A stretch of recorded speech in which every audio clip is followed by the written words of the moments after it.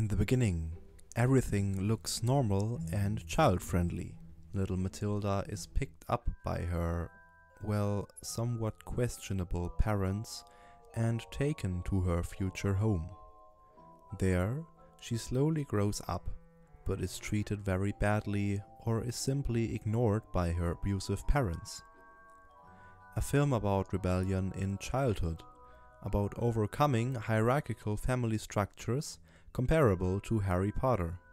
But what if the film is overdoing it at times, showing creepy, even disturbing scenes along the way, which could result in a few sleepless nights for young viewers?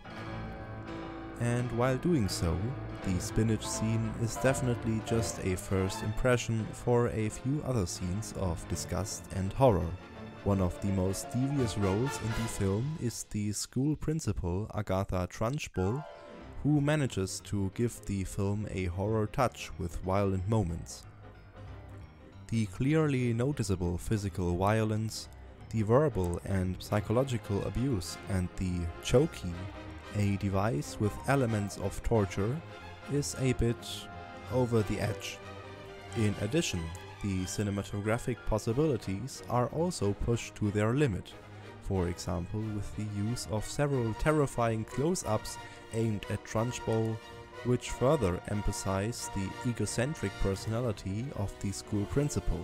Regularly throwing school children out of windows or over fences is more than just dangerous and grossly negligent.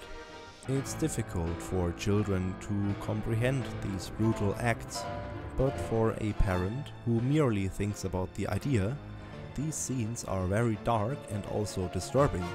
Aggravated assault is also evident in the most violent scene of the entire film, at least in my opinion, the cake eating scene.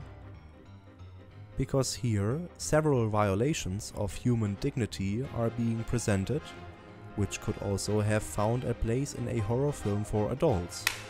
First off, young Bruce Bogtrotter is exposed and put in the spotlight in front of all the other kids in the class, which definitely couldn't have been further away from the healthy child pedagogy.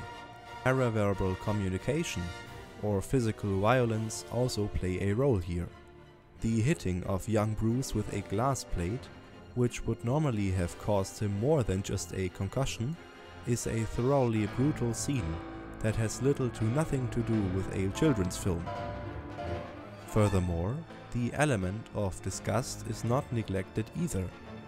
The favorite shots of the movie, close-ups, are used to convey disgust for both Bogtrotter and the audience.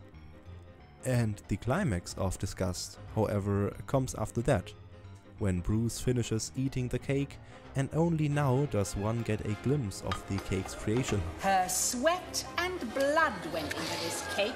The harsh choice of words in this sentence only lets us guess what exactly is hidden in this cake.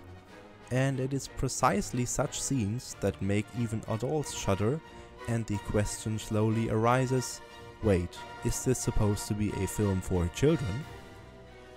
Finally, one scene can be added that contains far fewer elements of disgust, but instead the element of horror comes to the forefront one last time.